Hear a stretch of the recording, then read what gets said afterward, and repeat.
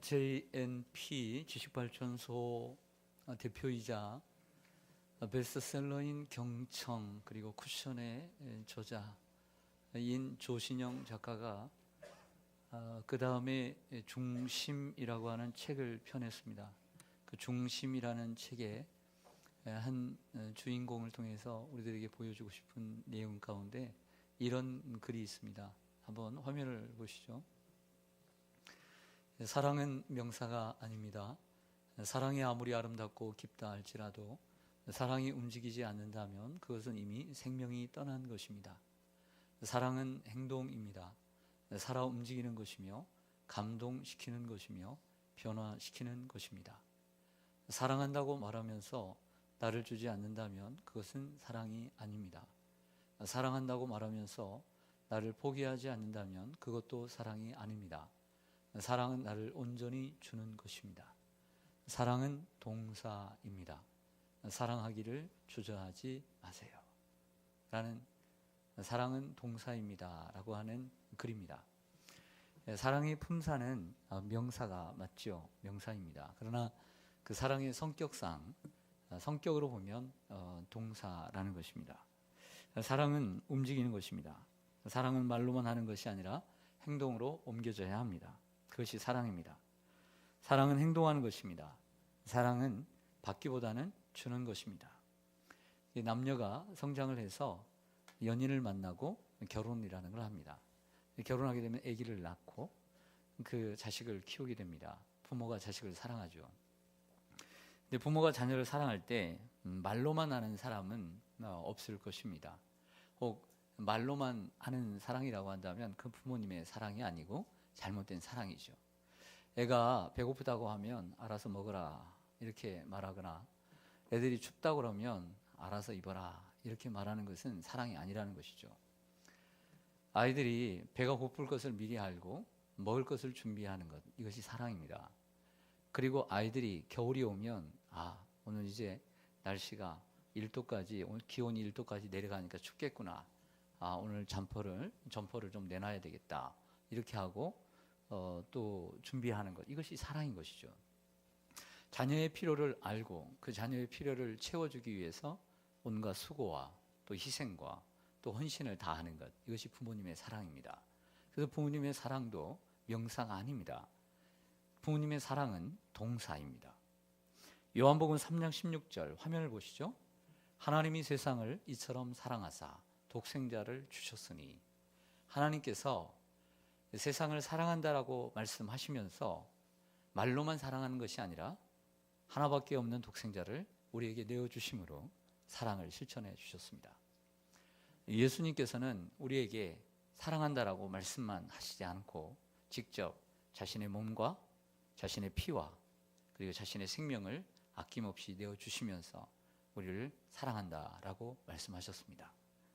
그래서 하나님과 예수님께서 우리에게 보여주신 사랑은 완전한 동사입니다. 오늘 우리 장로교회 종교개혁을 하면서 마틴 루터나 찌빙글리가 이러한 성만찬에 대한 많은 논쟁을 했습니다. 논쟁에 앞서 우리는 예수님의 살과 피를 기념하는 이러한 예식을 많이 행해야 하는데 안타깝게도 우리 장로교회는 많이 행하지를 않습니다. 우리가 오늘 성만찬 예식을 대하기 전에 특별히 그러면 예수님께서 우리에게 보여주신 사랑이 무엇인가를 함께 생각해 보고자 오늘 말씀을 정하게 되었습니다. 먼저 예수님의 사랑은 마음에서부터 시작되었습니다. 마음에서부터. 여러분, 모든 것은 어디에서부터 시작되죠? 마음에서. 그래서 일단 마음에서 어떤 마음을 먹느냐에 따라서 모든 삶은 결정되어진 거예요. 그래서 우리가 조심스럽지만 사람이 말하는 것, 행동하는 것, 그걸 조심해야 되는 것은 그 사람의 마음에서부터 저 말과 저 태도와 행동이 나오는 것을 그렇게 생각하기 때문에 그런 거예요. 마음에서부터 나오니까. 그래서 우리는 조심스러운 부분, 성격에 좀 차이도 있고 시크한 사람도 있고 원래 친절한 사람도 있지만 거기에 좀 차이는 있지만 그 사람이 대하는 태도, 행동, 말, 언사, 단어의 선택 이런 걸 통해 그 사람의 마음에 있는 것을 읽는 것이죠. 조금 전에 말씀드린 조신영 작가의 세 번째 책인 중심이라고 하는 책에 그 중심, 제목이 이상하죠. 마음 중심의 준말입니다. 마음의 중심에 뭐가 있어야 되느냐, 이것이 중요하다라고 하는 얘기를 하고 있습니다. 신라곤의 저자인 존 밀턴은 마음은 다른 어느 것과 비교할 수 없는, 어느 것도 갖지 못한 신비한 능력을 가지고 있다고 그랬어요. 마음은. 그래서 그 마음은 지옥을 천국으로 만들 수도 있고 천국을 지옥으로 만들 수 있다는 거죠. 마음이 중요합니다. 마음에서 행복도 나오고 불행도 나오고, 마음에서 미움도 나오고 사랑도 나옵니다. 예수님의 사랑은 마음에서부터 흘러나온 것입니다. 빌립보서 2장 5절, 고개 드세요. 여기를 보세요. 빌립보서 2장 5절 화면을 봅니다. 시작. 너희 안에 이 마음을 품으라. 곧 그리스도 예수의 마음이니. 오늘 본문을 보면 마음이라는 단어를 바울이 2번을 선택합니다. 너희 안에 이 마음, 곧 그리스도 예수의 마음. 그런데 2절과 3절에 보면 마음이라는 단어를 3번을 더 연거푸어 사용합니다. 총 5번을 사용을 하게 되는 것이죠. 예수님의 마음, 예수님의 사랑은 어디에서부터 나왔냐면 마음에서부터 흘러나왔습니다. 우리를 향한 예수님의 사랑이 너무나 크고 뜨겁기 때문에 시작된 것이죠. 자, 호세아 11장 8절 말씀을 보시면, 에브라임이여 내가 어찌 너를 놓겠느냐, 이스라엘이여 내가 어찌 너를 버리겠느냐, 내가 어찌 너를 아드마같이 놓겠느냐, 어찌 너를 스보임같이 두겠느냐. 내 마음이 내 속에서 돌이키어 나의 긍휼이 온전히 불붙듯 하도다. 하나님의 마음이 그 속에서 돌이켜서 도리어 내가 너희를 어찌 놓겠느냐, 나의 긍휼이, 내가 너희를 향한 사랑이 온전히 불붙듯 하도다. 하나님의 사랑이 불붙듯 하다라고는 표현을 씁니다. 죄로 인해 영원한 멸망에 빠져 죽어야 했던 우리를 사랑하시는 예수님의 마음이 불붙듯 하시다라는 표현입니다. 그 불붙듯 하다는 것은 이런 얘기입니다. 우리가 죄 가운데 빠져 영원히 지옥불에서 고통받을 수밖에 없는데, 그 지옥불에 떨어질 수밖에 없는 우리들을 참아 볼 수가 없어서 예수님이 어떻게 하시냐면 대신 죽으심으로, 하늘의 영광을 버리고 대신 죽으심으로 우리를 구해 주신 것이죠. 저희 아버님이 21년 전에 돌아가셨습니다. 이 병원에 일주일 동안 계셨는데 아버님이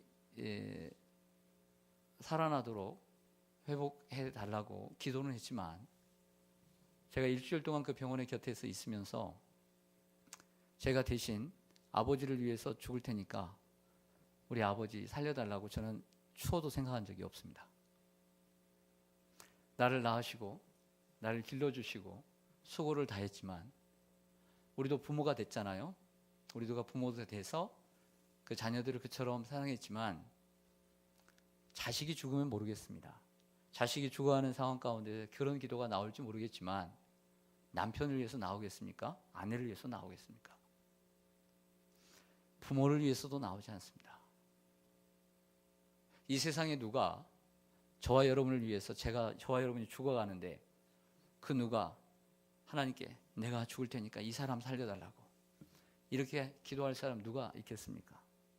자신 있습니까? 그러나 우리 예수님은 우리가 죽어가는 모습을, 영원히 멸망 속에, 지옥 속에 고통하는 모습을 볼 수가 없어서 자신이 저 하늘의 영광을 버리고 이 땅에 오셔서 우리를 대신해서 죽으신 것입니다. 이것이 예수님께서 저와 여러분을 향하는 그 마음의 사랑인 줄로 믿습니다. 오늘 빌립보서 2장 6절과 7절을 보시죠. 화면에 나옵니다. 함께 읽겠습니다. 시작. 그는 근본 하나님의 본체시나 하나님과 동등됨을 취할 것으로 여기지 아니하시고 오히려 자기를 비워 종의 형체를 가지사 사람들과 같이 되셨고. 아멘.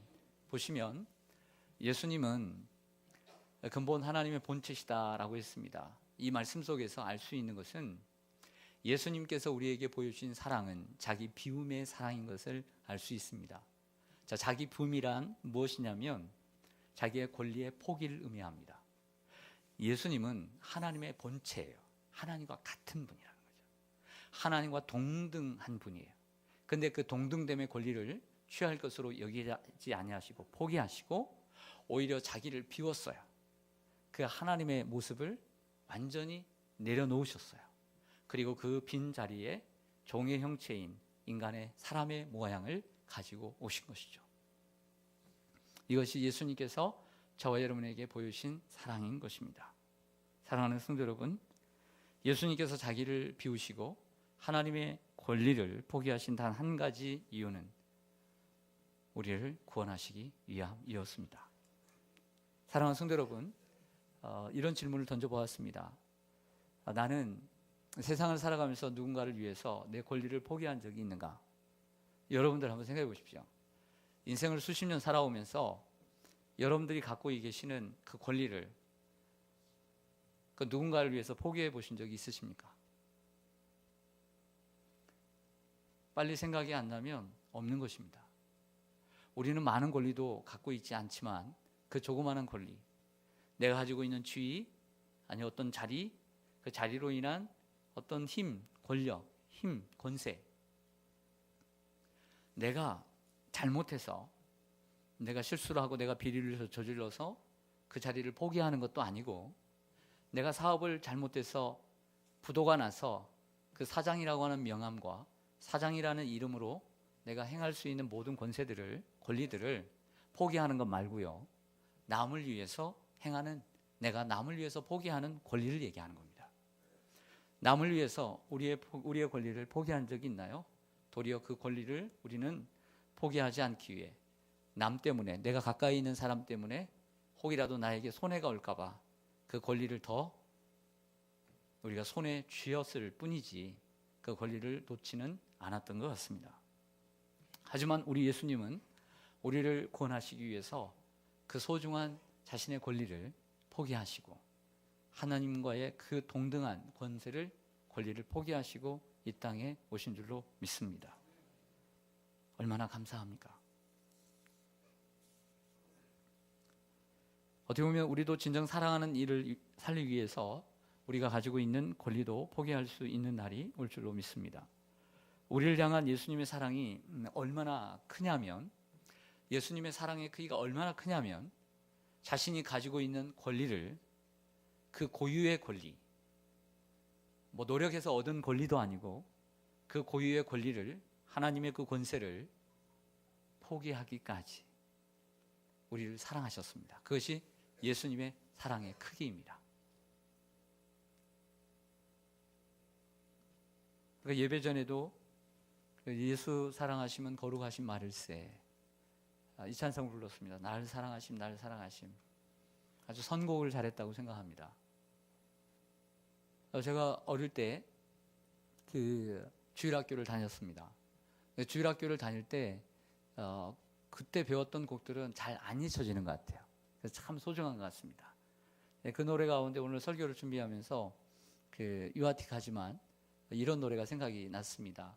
예수 사랑하심은 예수님의 사랑 신기하고 놀라워, 예수님의 사랑 신기하고 놀라워, 예수님의 사랑 신기하고 놀라워, 오 크신 사랑. 모릅니까? 그럼 좀 불러주시지. 이렇게 이렇게 묵상을 하시냐고. 하늘 그보다 더 높고 바다 그보다 더 깊고 우주 그보다 더 넓은 오 크신 사랑. 할렐루야. 사도 바울은 에베소 교회 성도들에게 그 예수님의 사랑이 얼마나 큰지를 알기를 원했습니다. 그래서 바울의 기도 가운데 에베소 3장 18절을 보면 이런 말씀이 있습니다. 능히 모든 성도와 함께 지식에 넘치는 그리스도의 무엇을 알고 사랑을 알기를 원했어요. 하나님, 저들이 그 그리스도의 사랑을 알게 해 주옵소서. 또 그리스도의 그 사랑의 너비와 길이와 높이와 그리고 깊이가 어떠함을 깨달아 하나님의 모든 충만하신 것으로 너희에게 충만하게 하시기를 구하노라. 할렐루야. 여러분, 오늘 예수님께서 제정하신 이 성만찬 예식, 주님의 살과 피를 우리가 기념하는 이 성만찬 예식, 그 중요한 핵심과 본질이 어디 있다고 생각하세요? 오늘 성만찬 예식을 여러분들이 1년에 두세 번 이렇게 대하면서, 성만찬 예식을 대하면서 여러분들 어떤 마음가짐, 어떤 목적, 어떤 기도의 제목을 가지고 여러분들은 준비를 하세요. 분명히 있다고 생각합니다. 근데 가장 기본적이고 가장 우선해야 되는 성만찬의 의미는 예수님의 사랑의 크기를 깨달아 아는 것입니다. 그것이 없다면 성만찬의 예식은 아무 의미가 없습니다. 주님께서 나를 위해서 십자가 지신 그 모습을, 그 사랑을, 그 크기를 생각해 보는 것이죠. 그 사랑은 우리를 향해서 부를 듯하는, 죽어가는 우리를 볼 수 없어서 대신 죽고자 하는 마음까지 있는 불뜻한 사랑이 있고, 그 사랑은 자기를 비움으로 자신이 가지고 있는 세상의 모든 권세를, 모든 권리를 포기하기까지 우리를 사랑하신 그 사랑인 것입니다. 오늘 그 사랑을 깨닫는다면 오늘 성만찬 예식은 참으로 복된 예식이 될 줄로 믿습니다. 2장 8절을 보시겠습니다. 같이 읽습니다. 시작. 사람의 모양으로 나타나사 자기를 낮추시고 죽기까지 복종하셨으니 곧 십자가에 죽으심이라. 아멘. 예수님께서 우리에게 보여주신 사랑은 낮아지고 복종하는 사랑이었습니다. 예수님께서 우리에게 보여주신 이 땅에, 다음엔 성탄절이잖아요. 다음 달에는, 즉 화육 강세하신 성육신하신 예수님을 깊이 묵상할 텐데, 이 땅에 오셔서 33년의 생애를 사신 예수님의 삶을 보면 그분의 삶은 철저하게 처 위에서부터 계속해서 낮아지고 십자가의 죽음까지, 그리고 무덤에까지 내려가는 낮아짐의 삶이었습니다. 그 낮아짐은 겸손에서 시작됩니다. 예수님의 마음은 겸손합니다. 겸손은 존귀의 앞잡이가 되는 거죠. 하지만 우리는 그 예수님의 마음과는 별다르게 우리는 높아지려고 합니다. 우리는 올라가려고 하죠. 여기서 높아진다, 올라간다라고 하는 것은 단순히 회사에서 어떤 직급이 올라가고 그런 걸 얘기하지 않습니다. 대접받으려고 하고, 섬김을 받으려고 하고, 주장하려고 하고, 이런 걸 얘기하는 것입니다. 우리는 높아지려고 합니다. 그런데 이 성질은 예수님의 성질이 아니라 마귀의 성질입니다. 마귀는 하나님의 피조물임에도 불구하고 하나님보다 더 높아지려고 하다가 이 땅에 떨어진 것입니다. 마귀의 성질이 높아지려고 하는 거죠. 그래서 예수님까지도 하나님의 성전 꼭대기에 올려서 흔들려고 했던 것이 바로 마귀인 것이죠. 마귀는 우리를 높은 데 올리려고 합니다. 그래서 우리만 보이게 하는 것이죠. 하나님이 보이지 않게 하는 것입니다. 그래서 우리를 흔들어 내리려고 합니다. 교만은 패망의 선봉이요, 거만은 넘어짐의 앞잡이인이라고 했습니다.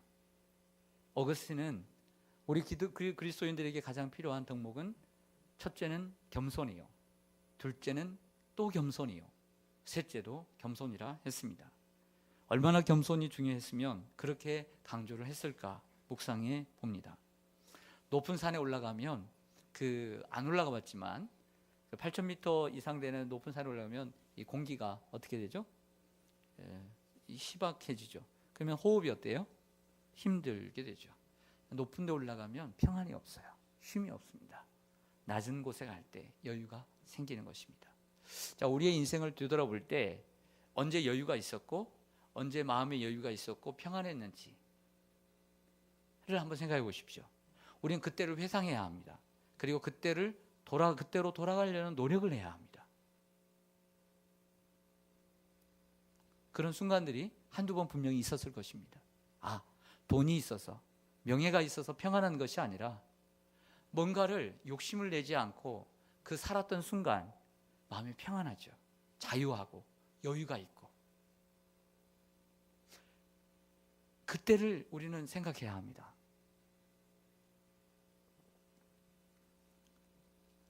예수님께서 자신을 낮추셨습니다. 그 이유는 우리를 높여주시기 위함입니다. 고린도후서 8장 9절에 보면 예수님께서 가난하게 되심은, 부유하신 자로서 가난하게 되심은 그 가난하게 됨으로 말미암아 우리를 부욕해 하심이라, 이렇게 말씀합니다. 예수 그리스도께서 십자가에 못 박혀 돌아가심은 영원한 멸망에서 우리를 살리기 위함인 줄로 믿습니다. 요한복음 12장 24절 보시면요, 내가 진실로 진실로 너희에게 이르노니 한 알의 밀이 땅에 뭐예요? 떨어져야 돼요. 한 알의 밀도 땅에 떨어질 때, 낮아질 때, 그리고 더 내려가서 죽을 때 많은 열매를 맺는 것입니다. 예수님께서 자기 자신을 빗대어 말씀하신 내용이죠. 예수님은 하나의 밀알이 되셨습니다. 이 땅에 떨어지셨고 그리고 십자가에 죽으셨습니다. 죽으심으로 우리의 생명을 살려주셨습니다. 그것이 예수님의 사랑입니다. 이사야 53장 5절에 예수님께서 오시기 700년 전에 이사야 선지자는 같이 읽겠습니다. 시작. 그가 찔림은 우리의 허물 때문이요 그가 상함은 우리의 죄악 때문이라. 그가 징계를 받음으로 우리는 평화를 누리고 그가 채찍에 맞음으로 우리는 나음을 받았도다. 아멘. 예수 그리스도께서 십자가에서 고난을 받으심으로 우리의 죄와 허물을 용서해 주신 줄로 믿습니다. 우리의 죄와 허물을 위해 십자가를 지셨습니다. 그리고 예수님께서 십자가에 못 박혀 죽으심으로 우리에게 참된 평안이 찾아왔고 그리고 질병으로부터 나음을 경험하게 되는 것입니다. 예수님께서 십자가에 못 박혀 돌아가시기 전날 밤에 유월절 기간이었는데요, 유대인들이 유월절 식사를 하는데 제자 2명을 미리 보내서 식사를 함께 나눌 장소를 구합니다. 그것이 마가의 다락방이 되죠. 그 마가의 다락방에 함께 모여서 12명의 제자들과 함께 저녁 식사를 주십니다. 그 나라는 빵이죠. 우리는 떡이라고 얘기하는데 오늘도 이제 빵을 들게 됩니다. 이 빵을 드시면서 이것을 받아 먹으라. 이것은 내 몸이니라. 이렇게 말씀하십니다. 그리고 식후에 잔을 가지사 받아 마시라. 이것은 내가 너희를 위하여 흘리는 나의 피, 곧 언약의 피니라고 말씀하셨습니다. 또한 이것을 내가 올 때까지 먹고 마실 때마다 나를 기념하라 라고 했습니다. 오늘 이제 성만찬 예식을 행하기에 앞서 다시 한번 생각해 볼 것은, 우리 성만찬 예식은 예수님이 나를 얼마나 사랑하셨는가를 묵상하는 것입니다. 우리를 향해서 부릴듯한 마음, 어떤 마음이냐면 내가 너를 대신 죽어서라도 너를 살리고 싶다라고 하는 예수님의 마음을 깨닫는 것입니다. 그리고 자신의 그 수많은 권세, 권리를 포기하기까지 나를 사랑하셨다는 것, 그 사랑에 우리는 감사할 수밖에 없는 거죠. 우리는 그 권리를 포기할까 봐 아둥바둥 치면서 살아왔는데 예수님은 그 권리를 다 포기하고 우리를 구원해 주신 거예요. 그리고 그분은 낮아지심으로 우리를 높여주시고, 가난하게 되심으로 우리를 부유하게 하시고, 죽어주심으로 우리를 살려 주신 줄로 믿습니다. 우리 함께 기도하겠습니다. 오늘